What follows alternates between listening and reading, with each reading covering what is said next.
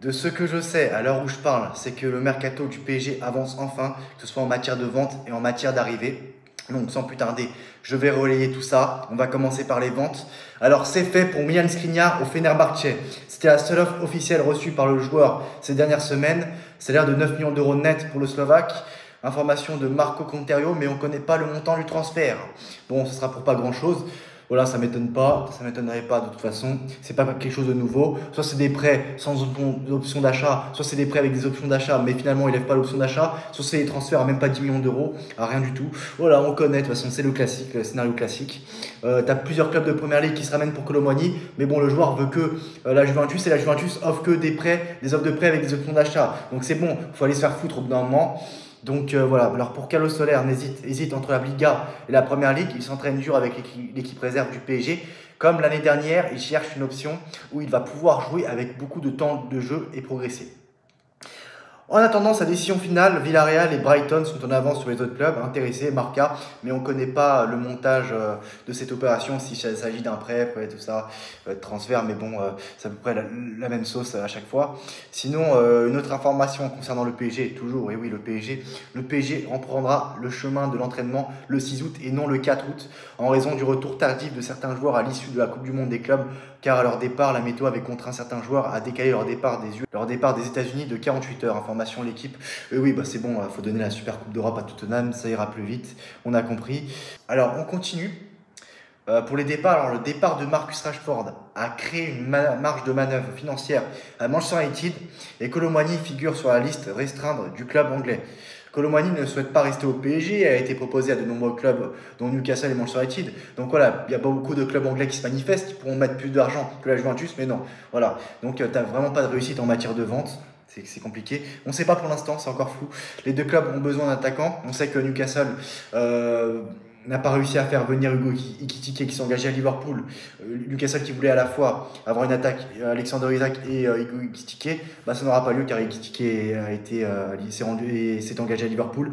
Et pour Alexander Isak qui veut quitter Newcastle, il veut que Liverpool. Donc voilà, donc on sait que c'est pas bien donc tu n'auras ni l'un ni l'autre. Et on sait que c'est pas bien de retenir un joueur contre son gré. On l'a vu à plusieurs reprises. Voilà, ces dernières années avec le PSG, tout ça.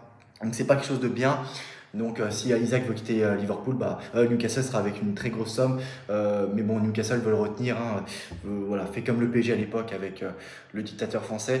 Et donc il exige une grosse somme. Donc en gros, il est limite intransférable. Mais bon, voilà, c'est une erreur à ne plus faire maintenant aujourd'hui dans le football. Mais bon, voilà, c'est ce que fait Newcastle actuellement à l'heure où je vous parle. Le PSG est prêt à accepter un prêt avec option d'achat obligatoire à plus de 50 millions d'euros pour Randal Kolo Muani. Pour la Juventus, où il a passé la deuxième moitié de la saison, dernière en prêt, la situation financière est difficile pour le recruter. Information ESPN. Et la seule information en matière d'arrivée est rien d'autre que Ilia Zabarni. Alors le champion d'Europe est désormais proche d'un accord définitif pour Ilia Zabarni. Le deal devrait être finalisé en début de semaine prochaine. Nasser Al-Khelaifi s'est personnellement impliqué cette semaine dans le deal Zabarni pour finaliser le deal, parce qu'avec Campos ça a duré 2 mois et t'as Nasser Al-Khelaifi qui s'est ramené et le deal est en passe d'être conclu pour en plus 60 millions d'euros de part fixe, mais également de bonus. Donc voilà, ça me donne raison concernant Luis Campos. Je vais vous montrer la photo là, parce que là on voit mal.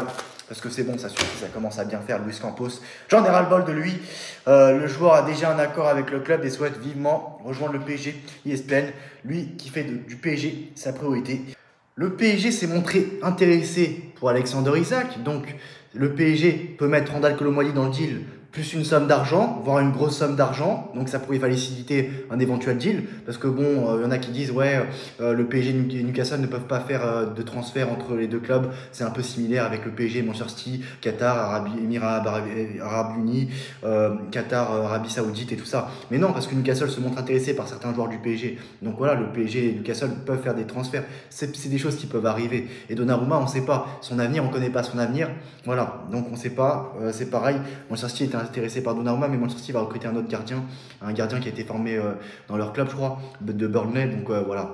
Parce que tu pouvais aussi vendre Donnarumma à Manchester City, c'était possible, plutôt que de le voir partir libre. Donc c'était le moindre mal, quitte à ne pas le garder. Et donc c'est un exemple, non, c'est des transferts qui peuvent être réalisables, c'est des transferts réalisables. Et autre chose aussi concernant des deals que tu peux faire, mais bon, Luis Campos t'es pas assez intelligent, on dirait. Tu es intéressé par Morgan Rogers d'Aston Villa, Aston Villa est intéressé par Randal Colomwani, tu peux mettre Randal Colomwani en deal, plus une somme d'argent pour Morgan Rogers. Pareil pour Manchester United avec un joueur de Manchester United, c'est possible, même s'ils n'ont pas non plus des joueurs incroyables eux, dans leur effectif. Mais il y a aussi un autre club, j'avais cité, ouais, j'ai cité Aston Villa, Newcastle et Manchester United. Et un autre club où tu peux profiter de tout ça, c'est Chelsea avec André Santos. Si Chelsea peut prendre Randal Colomwani, mais je pense qu'ils ont assez de joueurs d'axe en attaque. Donc voilà, ça ne se fera pas avec Chelsea. Mais Newcastle, Aston Villa, et pourquoi pas Manchester United qui est intéressé par Randal Colomwani, ça peut faire, tu peux mettre des deals, faire des deals de ce genre pour te débarrasser de Randal Colomwani et même de Gonzalo Ramos, et tu peux avoir des liquidités pour faire un transfert sec. Voilà, échange sec plus une somme d'argent, ou même pas, tu poses des oseilles parce que tu as l'oseille sur Alexander Isak. Mais bon, il veut que le Liverpool, d'après ce que j'ai compris. Donc voilà. Mais Alexander Isak au PSG, ce serait magnifique. Et voilà, la plupart les meilleurs numéro 9 du monde actuellement sont en Angleterre. Je pense à Erling Haaland, maintenant désormais Victor Gyökeres, Alexander Isak. Et en dehors des joueurs de numéro 9 hors Première Ligue, hors Angleterre, il n'y a que Lautaro Martinez et comment il s'appelle l'autre, Julian Alvarez, qui sont assez sexy au poste de numéro 9. Mais sinon, c'est vrai qu'il n'y a pas non plus grand monde. Il y a aussi Benjamin Sesko du RB Leipzig, mais ça, je sais pas. Je connais pas trop, donc voilà. Le joueur slovène du RB Leipzig, donc voilà, c'est tout pour moi. C'est d'autres informations, voilà, on reliera d'autres informations, voilà. Et oui, j'ai bien fait d'avoir attendu, car une autre information mercato concernant les arrivées côté PSG est sortie, et il ne s'agit rien d'autre que de Magnus Akliouche, qui est toujours une priorité pour le PSG. Cependant, le prix demandé pour le Monégasque ralentit une discussion pour les clubs. Donc de son côté, le joueur veut venir à Paris. Et ça, c'est ce que cherche Luis Enrique, Luis Campos, le nouveau projet du PSG. Prendre uniquement des joueurs qui veulent arriver, qui veulent venir au PSG. Et Magnus Akliouche fait partie de cette liste des joueurs qui veulent venir au PSG. Et voilà pour Magnus Akliouche qui est intéressé par le PSG. À voir si le PSG mettra le prix que réclame Monaco, c'est-à-dire à peu près 70 millions d'euros. Mais je pense pas que ça ira jusque-là. Sinon, ça se fera l'année prochaine peut-être, parce que peut-être qu'il fera encore une nouvelle saison côté Monaco. Et après, voilà, le PSG n'est pas à l'abri qu'un autre club vienne récupérer Akliouche. Mais bon, voilà, après, sinon, ça sent très bon pour Yaya Barnier au PSG, mais de toute façon, ça on le savait. Un dénouement est attendu la semaine prochaine pour Yaya Barnier.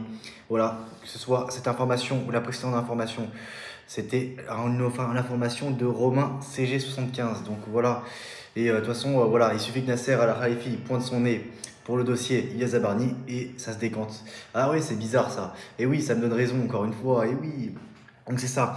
Donc voilà, c'est les joueurs qui veulent venir au PSG, les Abarni, les Akliouche. Maintenant, on va voir jusqu'à combien de joueurs le PSG va recruter. Ce serait bien que le PSG recrute 5-6 joueurs. Il faut vraiment du nombre. Je sais que c'est difficile de chambouler ce collectif, de mettre les joueurs un peu en concurrence, mais c'est important. C'est important quand même. Même les joueurs qui ont tout gagné, qui ont gagné 3 trophées majeurs sur les 4 trophées majeurs, il faut quand même mettre de la concurrence, c'est important. Et voilà, donc même un numéro 9, ça ferait pas de mal. Au contraire, ce serait plus un problème qu'une solution pour moi. Et par exemple, Alexander Isak, c'est le joueur qui peut être il peut parfaitement s'inscrire dans le collectif du PSG. Et pour Erling Haaland par exemple, mais il a prolongé son contrat à Manchester City, sinon tu aurais pété sa clause et tu y serais venu. Mais bon, après, il fallait qu'il donne son accord au PSG aussi. Donc c'est ça, donc voilà, on verra maintenant. Mais c'est vrai que la Première Ligue possède les meilleurs numéros 9 du monde. Je le répète encore une fois, c'est tout pour moi. On se retrouvera dans une nouvelle vidéo Mercato. Ciao.